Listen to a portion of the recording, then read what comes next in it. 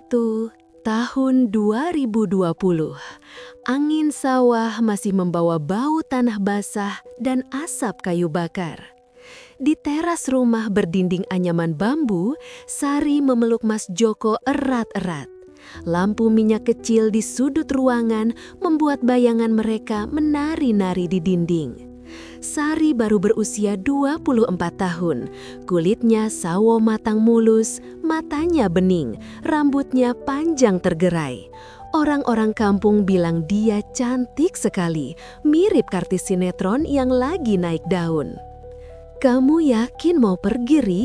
Suara Mas Joko pelan, hampir bergetar. Sari mengangguk mantap. Di tangannya sudah ada kontrak kerja 3 tahun sebagai pembantu rumah tangga di Riyadh, Arab Saudi. Gajinya 2.500 rial sebulan, kalau dirupiahkan hampir 8 juta. Angka yang bagi mereka berdua terasa seperti mimpi.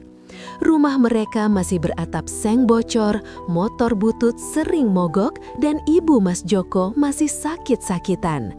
Sari ingin mengubah semuanya. 2 minggu kemudian, Sari sudah duduk di pesawat Garuda menuju Jeddah. Dari balik jendela kecil, dia masih bisa melihat lampu-lampu Jakarta yang berkelap-kelip. Hatinya berdegup kencang, campuran takut dan semangat. Di dalam tasnya hanya ada pakaian seadanya, Al-Quran kecil, dan foto pernikahan yang dia selipkan di dompet.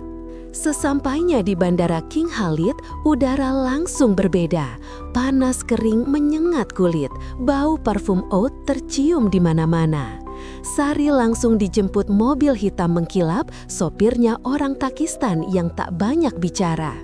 Rumah yang akan jadi tempat kerjanya berada di kawasan elit Olaya, lingkungan yang orang kampungnya Sari cuma bisa lihat di Instagram artis. Rumah itu besar sekali, tembok putih tinggi, gerbang besi otomatis, taman depan penuh pohon kurma, dan air mancur kecil yang berisik lembut. Di dalamnya ada 7 kamar tidur, 3 ruang tamu, dan kolam renang dalam ruangan. Pemilik rumah adalah Tuan Faisal bin Abdullah Al-Mansur, usia 42 tahun, duda tanpa anak dari istri pertamanya yang meninggal 5 tahun lalu. Faisal tinggi, kulitnya sawo matang khas Arab, matanya tajam, jenggotnya selalu rapi. Dia memakai thawb putih bersih dan sorban hitam emas yang menunjukkan dia bukan orang sembarangan. Hari-hari pertama, Sari bekerja seperti biasa, menyapu, mengepel lantai marmer yang dingin, mencuci piring, melipat pakaian. Rumah itu sepi, hanya ada 2 pembantu lain, Mbok Asri dari Filipina dan Pak Selamat dari Madura. Faisal jarang bicara, paling cuma mengangguk atau bilang syukran kalau Sari menyajikan kopi Arab di cangkir kecil. Tapi malam selalu terasa berbeda. Setelah Isya, kalau Faisal sedang tidak ada rapat, dia suka duduk di balkon lantai 2 menghadap kota. Lampu-lampu Riyadh berkelap-kelip jauh di bawah sana, seperti lautan bintang yang jatuh ke bumi. Sari sering membawakan teh atau kurma segar ke sana. Awalnya cuma sebentar, lalu semakin lama. Faisal mulai bertanya hal-hal kecil. "Dari mana asalmu? Sudah berapa lama menikah? Anak belum punya?" Sari menjawab jujur, suaranya pelan, takut salah bicara. Satu malam, angin gurun berhembus sepoi-sepoi. Faisal tiba-tiba mengeluarkan kotak beludru hitam dari saku tobenya. Di dalamnya ada kalung emas putih dengan liontin berlian sebesar kacang hijau. Cahayanya memantul di mata Sari sampai dia lupa nafas. "Ini untukmu," kata Faisal tenang. "Kamu bekerja keras." Sari menggeleng cepat. "Enggak boleh, Tuan, saya sudah punya suami." Faisal tersenyum tipis. "Di sini, hadiah bukan berarti apa-apa. Anggap saja bonus." Malam itu, Sari pulang ke kamar kecilnya di lantai bawah. Tangannya gemetar memegang kotak itu. Dia menyimpannya di bawah kasur. Besoknya, dia tetap memakainya, disembunyikan di balik kerah baju. Berlian itu dingin di kulit dadanya, tapi lama-lama terasa hangat. Sejak itu, segalanya berubah pelan tapi pasti. Faisal mulai memberi Sari hari libur lebih banyak, membiarkannya ikut belanja ke Kingdom Center, mall termewah di Riyadh. Awalnya Sari menolak, tapi saat melihat tas-tas branded dan parfum mahal, dia mulai ragu. Faisal selalu bilang, ambil saja yang kamu suka, bayar pakai kartuku. Kartu hitam tanpa limit yang selalu dia sodorkan dengan santai. Uang kiriman ke Mas Joko pun bertambah, dari 8 juta jadi 20, lalu 30, lalu 50 juta sebulan. Mas Joko di kampung bingung sekaligus senang. Rumah mulai direnovasi, lantai keramik baru, atap genteng bagus, bahkan beli mobil Avanza kredit. Tetangga mulai iri, bilang Mas Joko beruntung punya istri rajin. Sari mulai berubah, rambutnya dipotong pendek ala model Arab, kulitnya makin cerah karena perawatan di salon khusus wanita. Abaya yang dulu hitam polos, sekarang bermotif emas dan permata kecil. Foto-foto yang dia kirim ke Mas Joko selalu diambil di tempat mewah, depan Kingdom Tower, di dalam mobil Range Rover putih, atau di restoran rooftop yang pemandangannya bikin orang takjub. Setiap malam Jumat, Faisal selalu mengajak Sari keluar, makan malam di restoran tersembunyi di Diplomatic Quarter, lalu naik mobil ke pinggir gurun. Di sana hanya ada karpet tebal, lampu-lampu kecil, dan bintang-bintang yang terasa sangat dekat. Faisal tak pernah memaksa. Dia hanya duduk di samping Sari.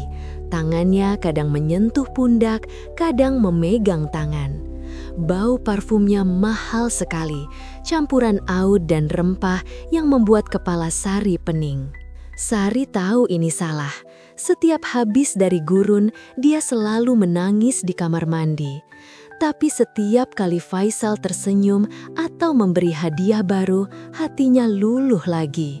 Uang, kenyamanan, perhatian, semuanya bercampur jadi satu.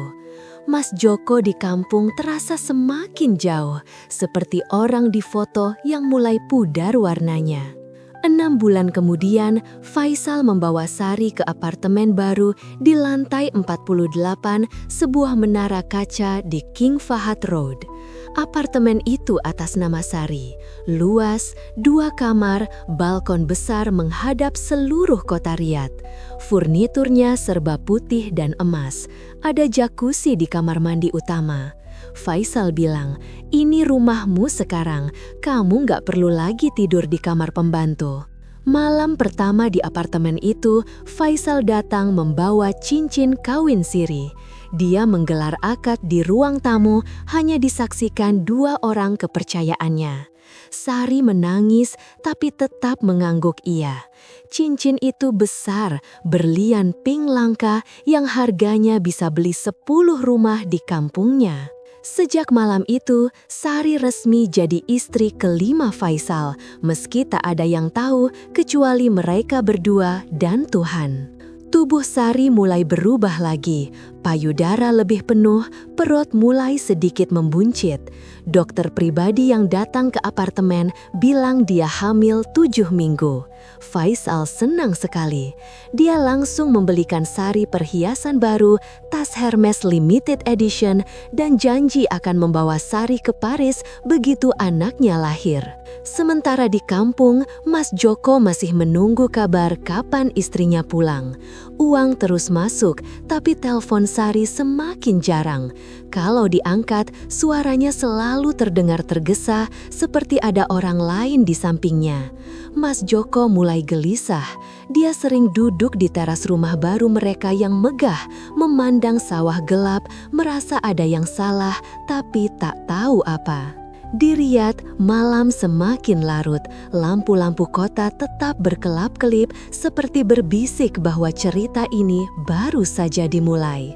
Waktu berlalu cepat di Riyadh. Sudah 2 tahun sejak malam akad siri di apartemen lantai 48 itu. Perut Sari sekarang benar-benar membesar, sudah masuk bulan ke-6.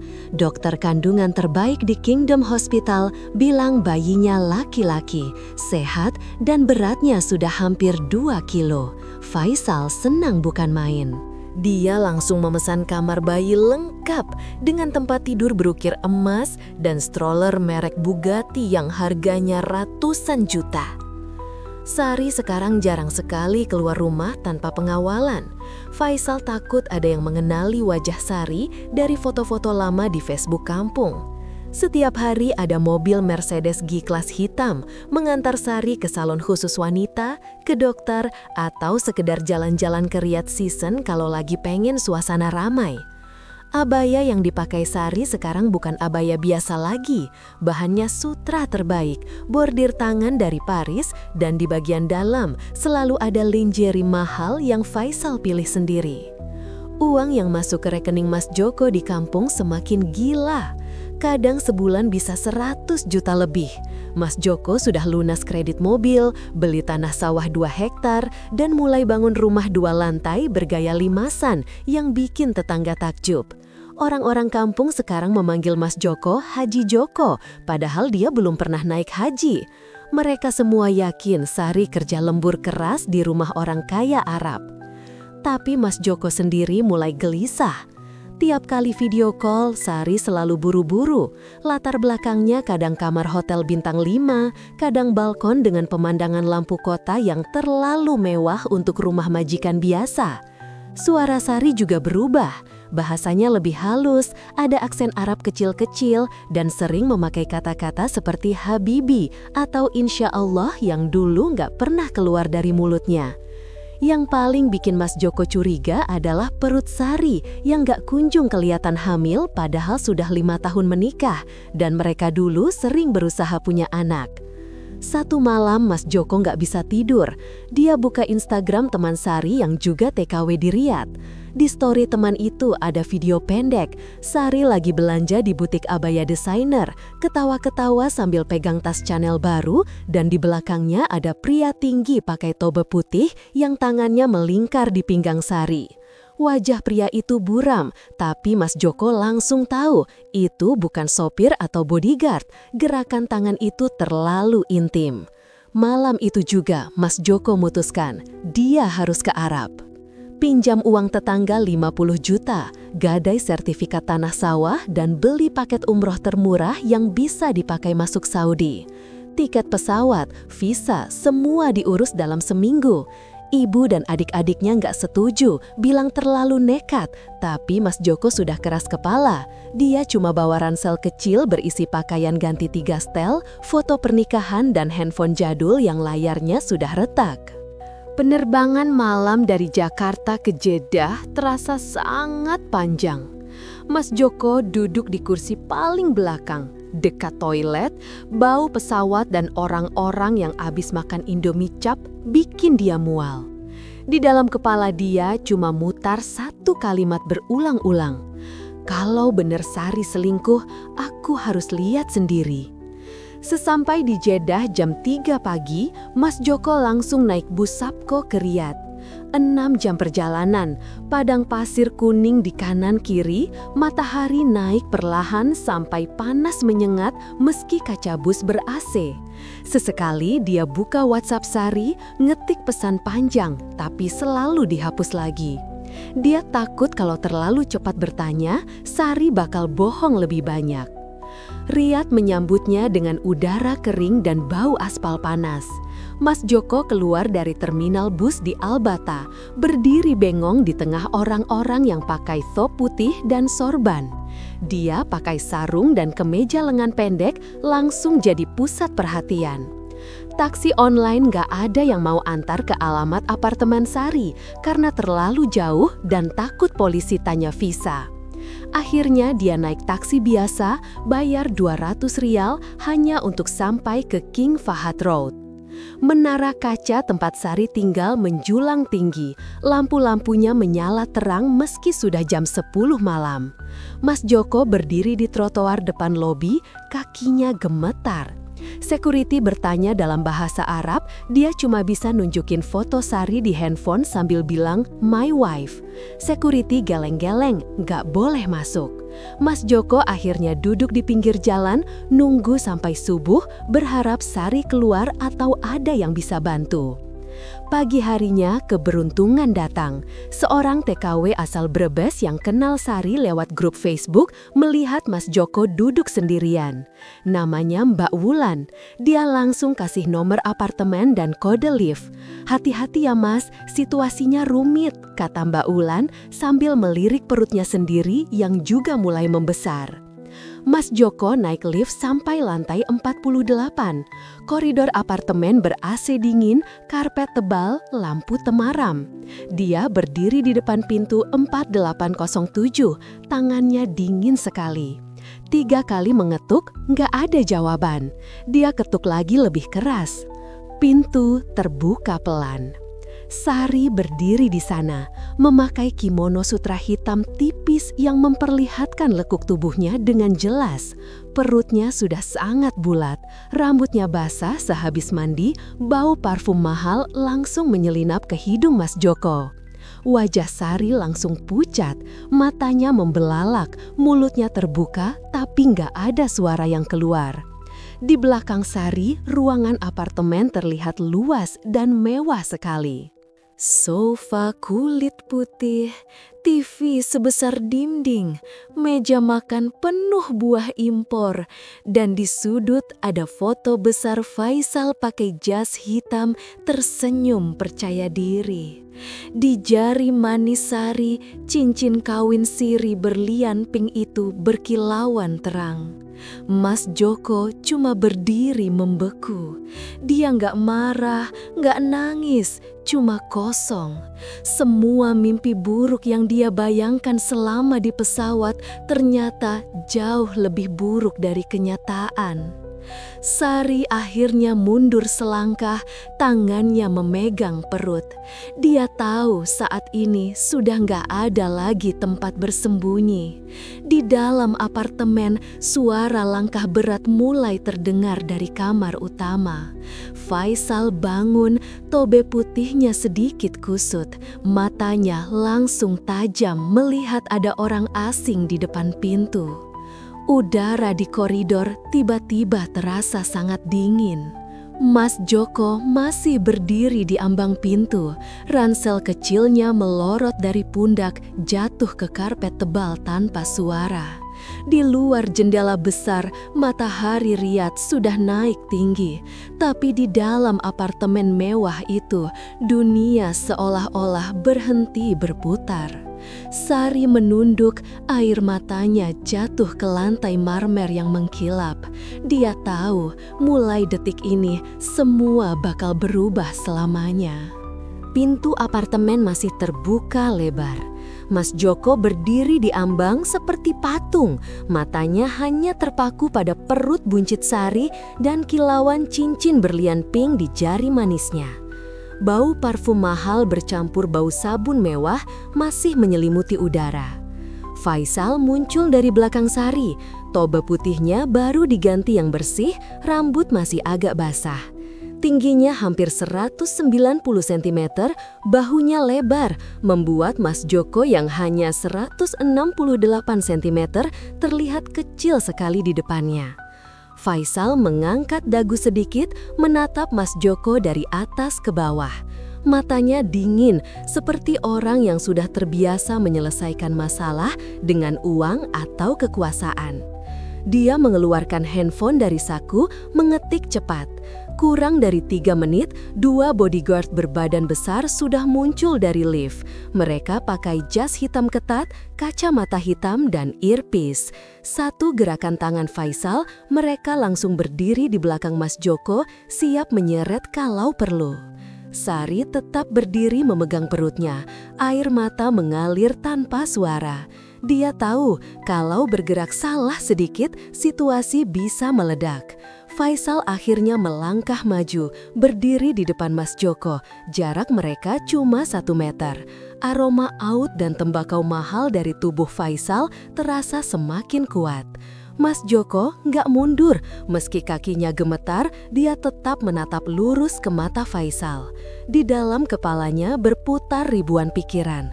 Rumah megah di kampung, ibunya yang sakit, tanah sawah yang baru dibeli, semua dari uang pria di depannya ini.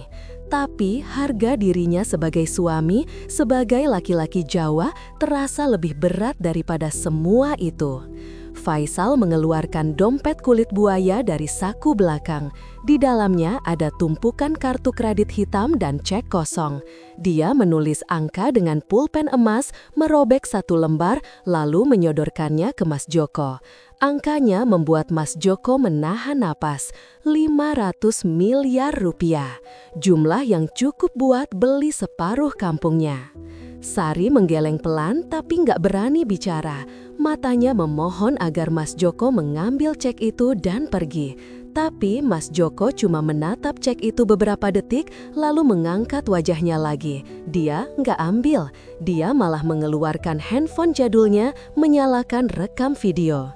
Dengan tangan gemetar, Faisal tersenyum tipis. Dia tahu orang macam Mas Joko nggak akan langsung menyerah. Dia mengangkat tangan, menyuruh bodyguard mundur. Lalu dia mengajak Mas Joko masuk ke dalam apartemen seperti mengundang tamu biasa. Sari langsung panik, tapi Faisal cuma meliriknya sekali dan Sari langsung diam. Ruang tamu apartemen itu luas sekali, hampir sama dengan luas rumah Mas Joko di kampung. Lantai marmer putih mengkilap, sofa kulit Italia, chandelier kristal besar bergoyang pelan karena AC. Di dinding ada lukisan kaligrafi Arab berukuran raksasa. Di sudut ada lemari kaca penuh jam tangan Rolex dan Patek Philippe. Mas Joko duduk di ujung sofa, badannya kaku, tangannya masih memegang handphone yang terus merekam. Faisal duduk berhadapan, menyilangkan kaki. Dia mulai bicara pelan dalam bahasa Inggris bercampur Arab. Tapi Sari yang berdiri di belakang langsung menerjemahkan dengan suara pelan. Intinya sama, ambil uangnya, cerai baik-baik, pulang ke Indonesia, dan lupakan semuanya. Faisal janji akan tetap kirim uang tiap bulan kalau Mas Joko mau diam. Mas Joko cuma diam. Matanya berkeliling ruangan, melihat foto-foto Sari dan Faisal di rak kaca. Mereka di Dubai, di Paris, di yacht di Laut Merah. Ada satu foto Sari memakai bikini hitam di tepi kolam renang pribadi. Perutnya masih rata waktu itu. Mas Joko menelan ludah, dadanya sesak. Sore menjelang malam, lampu-lampu Riyadh mulai menyala satu persatu. Dari jendela lantai 48, kota terlihat seperti permadani bercahaya. Faisal akhirnya berdiri, pergi ke kamar, kembali membawa kotak beludru besar. Di dalamnya ada gelang berlian, kalung, dan anting yang cocok dengan cincin kawin Siri Sari. Dia meletakkannya di meja depan Mas Joko, seperti menawarkan lagi. Sari nggak tahan lagi. Dia duduk di sebelah Mas Joko, tangannya memegang lengan suaminya yang dulu sering dia peluk di teras rumah bambu. Kulit Mas Joko kasar karena sering kerja di sawah, berbeda sekali dengan tangan Faisal yang halus dan wangi. Sari menangis pelan, kepalanya bersandar di bahu Mas Joko. Tapi Mas Joko nggak membalas pelukan, badannya tetap kaku. Malam semakin larut, akhirnya Mas Joko berdiri. Dia nggak ambil cek, nggak ambil perhiasan. Dia cuma mematikan rekam video di handphonenya, menyimpannya ke saku celana. Lalu dia berjalan ke pintu, membukanya sendiri, dan keluar tanpa menoleh lagi. Lift turun pelan, 48 lantai terasa sangat lama. Di lobi, security masih menatapnya aneh, tapi Mas Joko nggak peduli. Di luar gedung, angin malam Riyadh dingin menusuk tulang. Mas Joko jalan tanpa tujuan, kakinya lelet, kepalanya penuh. Dia akhirnya duduk di trotoar dekat pom bensin, buka handphone, putar ulang video yang baru direkam. Suara Faisal dan Sari terdengar jelas. Ada pengakuan pernikahan siri, ada janji uang ratusan miliar. Ada kalimat Sari yang bilang, aku sudah nggak mau balik ke hidup susah lagi. Mas Joko nggak nangis, dia cuma diam, menatap layar handphone sampai baterainya tinggal 3%. Lalu dia buka aplikasi Gojek versi Arab, pesan taksi ke arah KBRI Riyadh. Dia tahu malam ini belum selesai. Besok pagi dia akan lapor semua. Dia akan bawa bukti video, foto akta nikah siri yang dia sempat ambil gambar diam-diam dari meja Faisal, dan cerita lengkapnya. Di apartemen lantai 48, Sari masih duduk di sofa, menangis sampai sesekukan. Faisal duduk di sebelahnya, tangannya mengelus punggung Sari, tapi matanya dingin. Dia tahu orang seperti Mas Joko bisa jadi masalah besar kalau nggak diselesaikan cepat. Dia telepon pengacaranya, bicara pelan dalam bahasa Arab. Intinya, cari cara supaya suami Sari itu hilang dari Riyadh secepat mungkin, dengan cara apapun. Malam itu lampu apartemen masih menyala.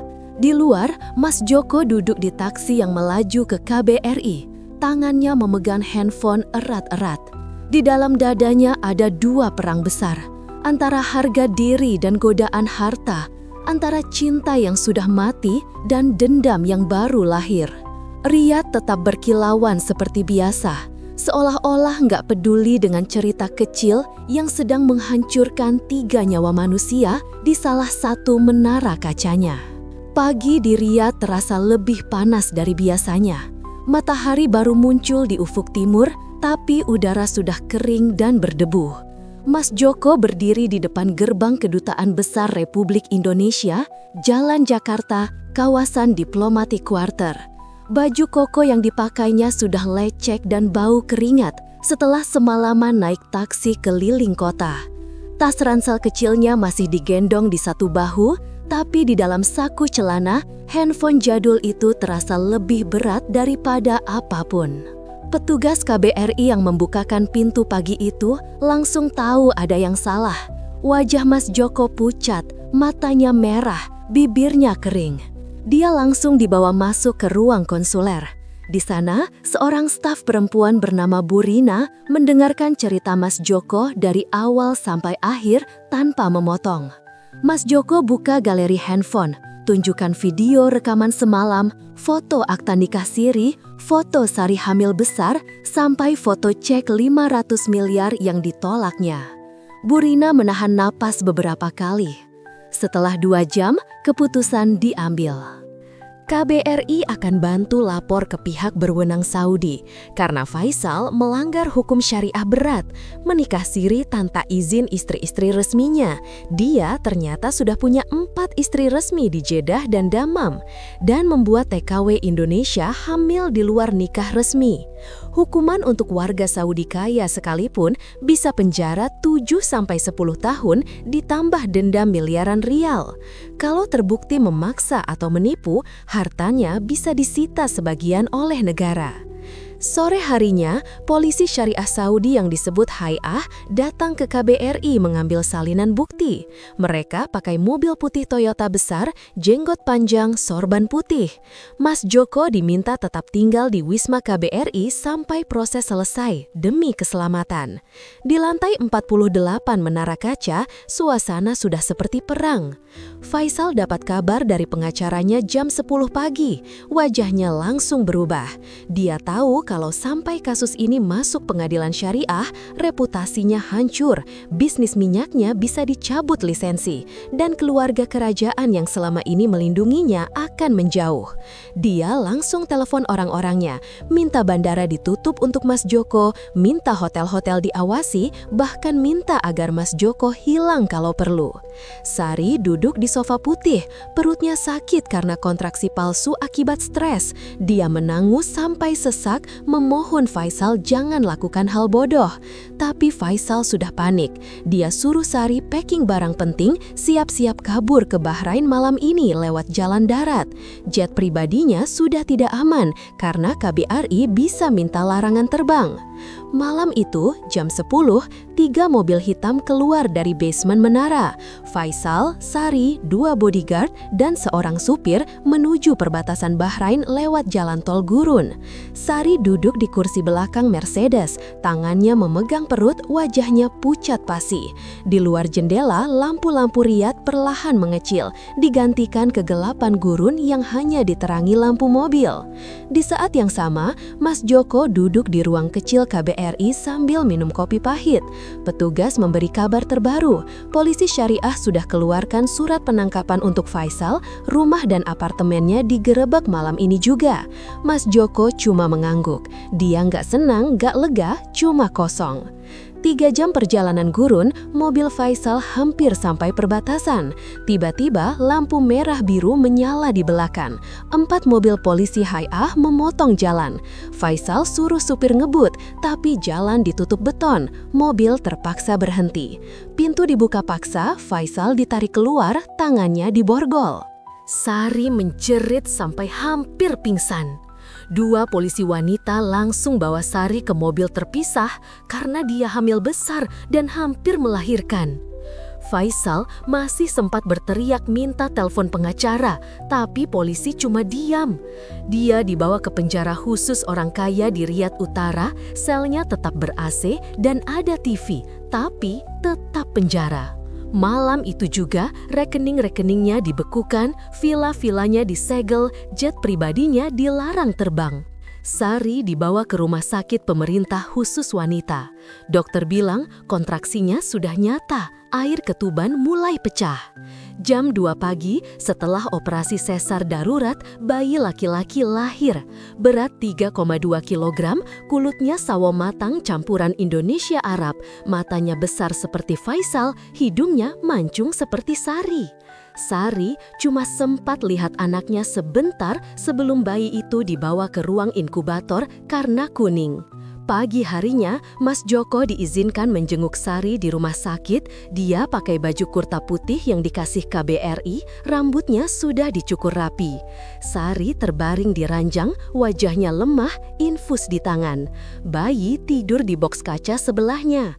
Mas Joko berdiri di pintu kamar, gak masuk dulu. Dia cuma menatap Sari dan anak itu lama sekali. Sari membuka mata, melihat Mas Joko langsung menangis lagi. Tapi kali ini tangisnya beda, seperti orang yang sudah kehilangan segalanya. Mas Joko akhirnya melangkah masuk, duduk di kursi plastik kecil. Dia nggak pegang tangan Sari, nggak peluk, cuma duduk diam.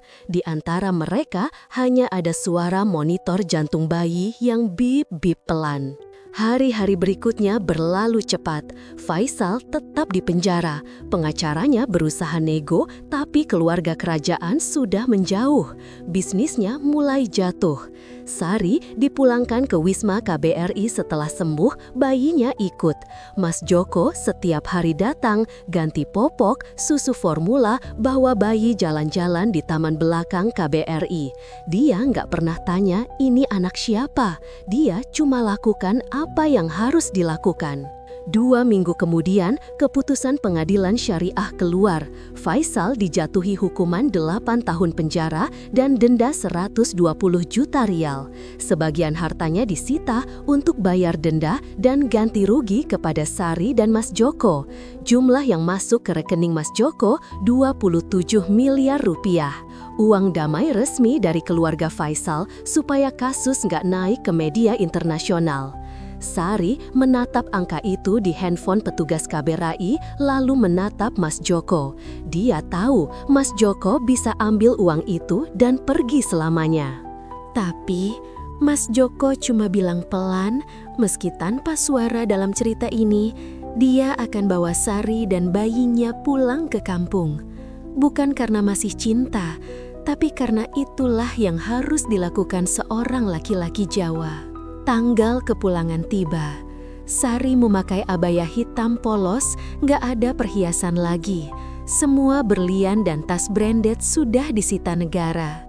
Bayi dibawa gendongan Mas Joko pakai baju putih kecil.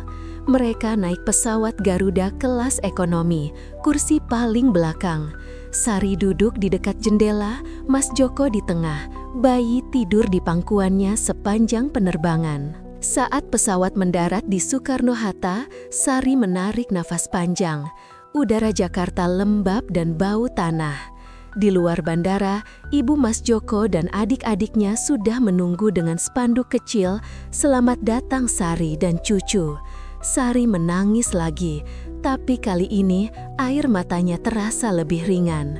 Di kampung, rumah megah yang dulu dibangun dari uang haram sekarang jadi tempat tinggal mereka bertiga.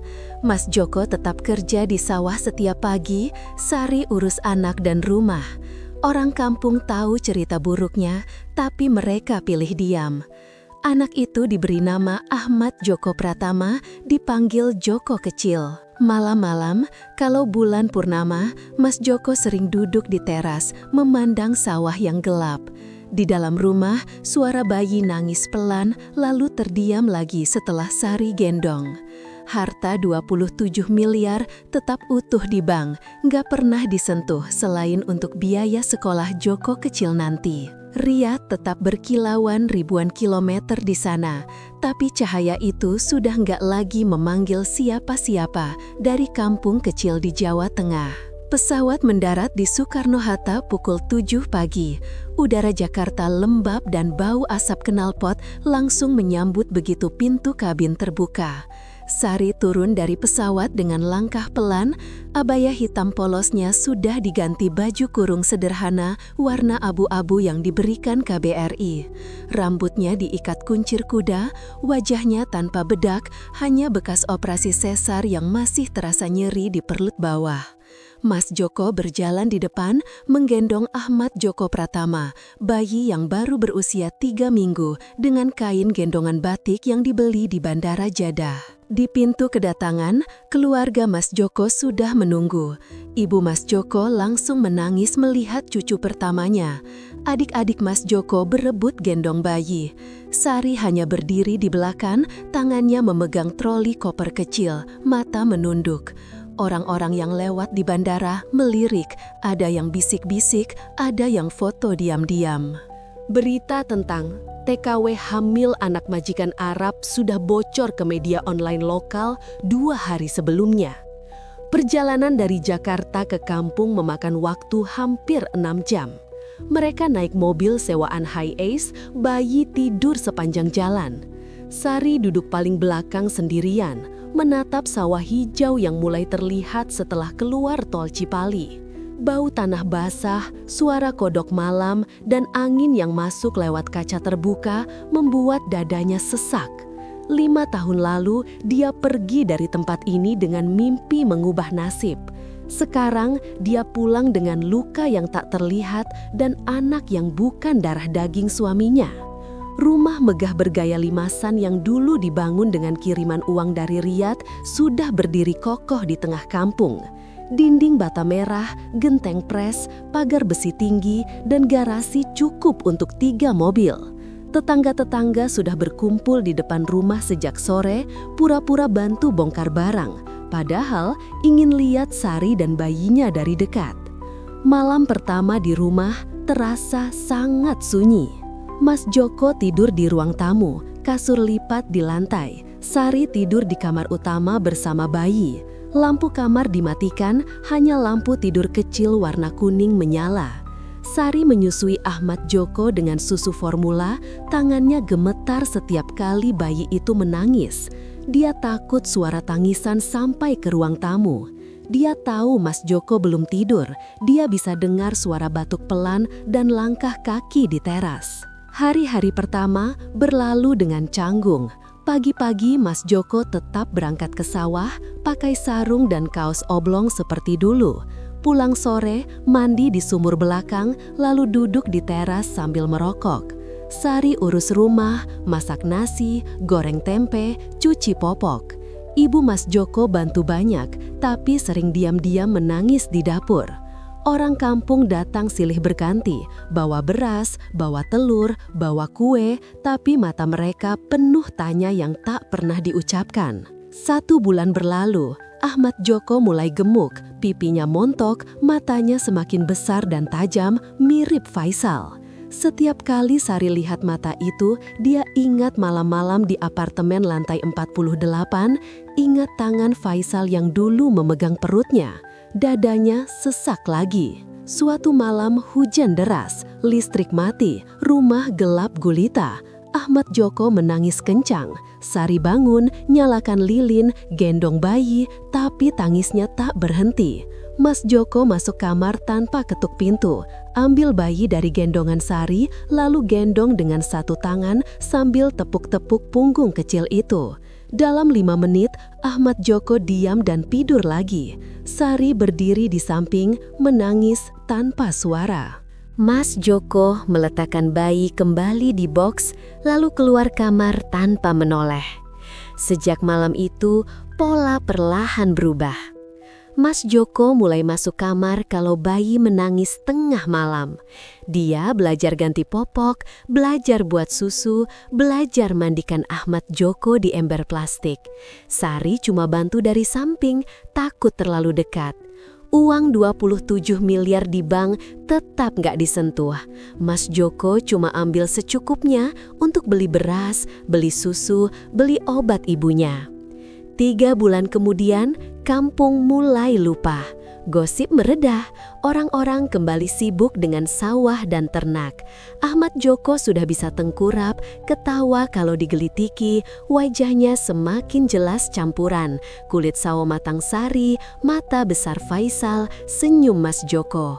Orang kampung mulai panggil dia Joko kecil dengan sayang. 1 tahun berlalu, rumah makin ramai. Mas Joko beli sapi 2 ekor, bikin kandang di belakang. Sari mulai ikut arisan ibu-ibu, mulai tanam sayur di pekarangan. Ahmad Joko mulai merangkak, memanggil papa pertama kali ke Mas Joko, bukan ke Sari. Sari cuma tersenyum kecil saat mendengar itu, lalu lanjut nyanyi lagu dolanan sambil cuci piring. Uang besar di bank akhirnya dipakai juga. Mas Joko bangun masjid kecil di ujung kampung, lengkap dengan kubah ijo dan tempat wudhu. Nama masjid, Masjid Al-Ikhlas. Dia bilang ke Sari, biar dosa-dosa kita diterima ampunannya. Sari cuma mengangguk, matanya berkaca-kaca. 5 tahun kemudian, Ahmad Joko sudah 5 tahun, tinggi, pintar, hafal surat-surat pendek. Dia sekolah TK di ibu kota kecamatan, seragam merah putih, tas ransel besar. Mas Joko antar jemput naik motor butut yang sama seperti dulu. Sari ikut pengajian rutin tiap Rabu malam, pakai mukena putih biasa, duduk di saf paling belakang. 1 malam setelah Ahmad Joko tidur, Mas Joko duduk di teras seperti biasa. Sari bawa 2 gelas teh hangat, duduk di sebelahnya. Mereka diam lama, hanya dengar suara jangkrik dan angin malam. Akhirnya Sari buka suara. Suaranya pelan sekali, hampir hilang. "Mas, makasih ya." Mas Joko cuma mengangguk, hisap rokok kreteknya dalam-dalam, lalu buang asap ke langit gelap. Bintang-bintang malam Jawa terlihat lebih terang daripada lampu riat yang dulu. Di dalam kamar, Ahmad Joko tidur nyenyak, memeluk boneka unta kecil yang dibawa dari Arab 5 tahun lalu. Di luar, suara azan Isya dari masjid baru menggema pelan, menyebar ke seluruh kampung yang sudah damai kembali. Sari bersandar pelan di bahu Mas Joko. Untuk pertama kalinya setelah pulang, Mas Joko nggak menegang. Dia biarkan saja. Tangan kirinya pelan-pelan meraih tangan Sari, memegang erat. Seperti dulu waktu mereka masih muda dan miskin di teras rumah bambu. Riat, gurun, apartemen lantai 48, berlian, jet pribadi, semua terasa seperti mimpi orang lain.